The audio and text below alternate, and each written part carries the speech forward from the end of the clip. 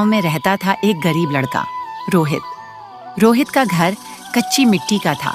छत से बरसात का पानी टपकता और अंदर माँ की खांसी की आवाज गूंजती रहती। पिता का कई साल पहले देहांत हो चुका था और घर की जिम्मेदारी अब रोहित के कंधों पर थी। रोहित मेहनती था, लेकिन किस्मत जैसे उसके साथ खेल खेलती रहती। कभी खेत में फसल सूख जाती, कई बार तो ऐसा होता कि माँ और दोनों को भूखा सोना पड़ता। गांव वाले अक्सर कहते, अरे रोहित, तेरी किस्मत ही खराब है। तू चाहे जितनी मेहनत कर ले, तुझे कुछ हासिल नहीं होगा। लेकिन रोहित इन बातों को सुनकर चुप रह जाता और सोचता, भगवान ने चाहे मुझे गरीब बनाया है, लेकिन मैं मेहनत और ईमानदारी से जिंदगी जरूर बदल दूंगा।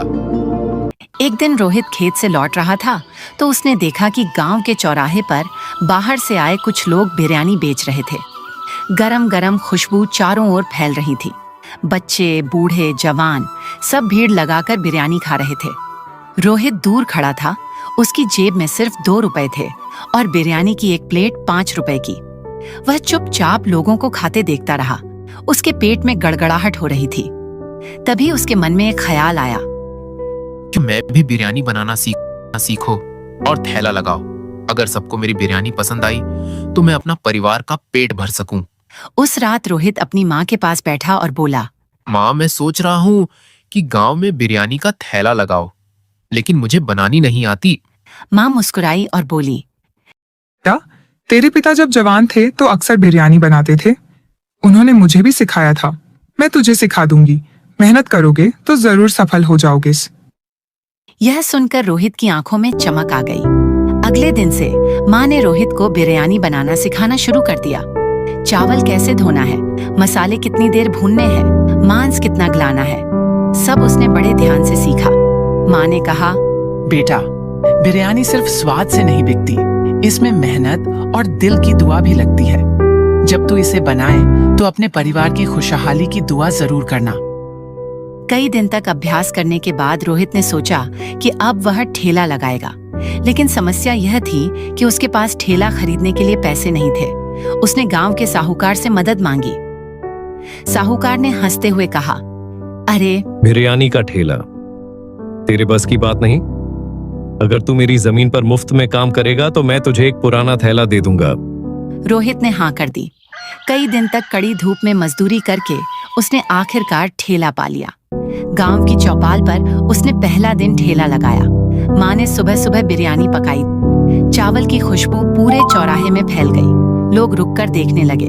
पहले तो कोई हिचकिचाया, फिर एक बच्चे ने आकर कहा, भैया एक प्लेट देना। बच्चे ने जैसे ही खाया खुशी से चिल्लाया, वाह, ये तो बहुत मजेदार है। धीरे धीरे भीड़ जुट गई और शाम तक सारा ठेला खाली हो गया। रोहित ने उस दिन जितना कमाया उतना उसने पहले कभी नहीं देखा था। दिन बीतने लगे। रोहित का ठेला मशहूर होने लगा। लोग कहते, रोहित की बिरयानी में कुछ खास बात है। इसमें स्वाद के साथ सच्चाई और मेहनत की खुशबू है। लेकिन गांव में सबको उसकी तरक्की रास नहीं आई। कुछ लोग जलने लगे, खासकर गांव का एक लालची व्यापारी बबलू।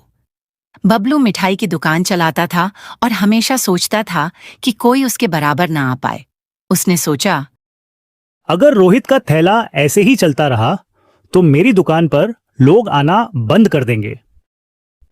एक रात बबलू ने अपने 2 आदमियों को भेजा और ठेले की दालचीनी, इलायची और मांस चोरी करवा लिया।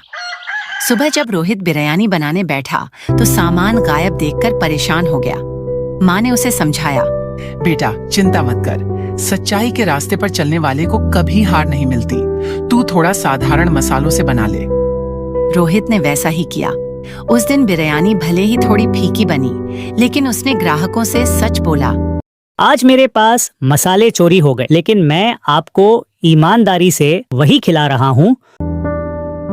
लोगों ने उसकी सच्चाई देखकर उसे सराहा और सबने खुशी खुशी खाया। धीरे धीरे रोहित ने पैसा बचाना शुरू किया।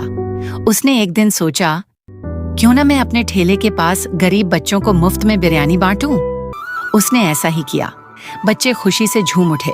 उसकी यह दया देखकर गांव के बुजुर्ग बोले, बेटा, तूने तो हमारे गांव का नाम रोशन कर दिया। लेकिन बबलू की जलन और बढ़ गई।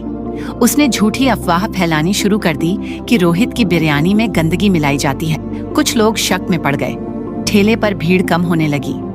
रोहित दुखी होकर घर आया और माँ से बोला, माँ, अब लोग मुझ पर भरोसा नहीं कर रहे। माँ ने कहा, बेटा, भरोसा शब्दों से नहीं, काम से जीतना पड़ता है। कल तू सबको अपने घर बुला और खुद दिखा कि तू बिरयानी कैसे बनाता है। अगले दिन रोहित ने सब गांव वालों को न्योता दिया।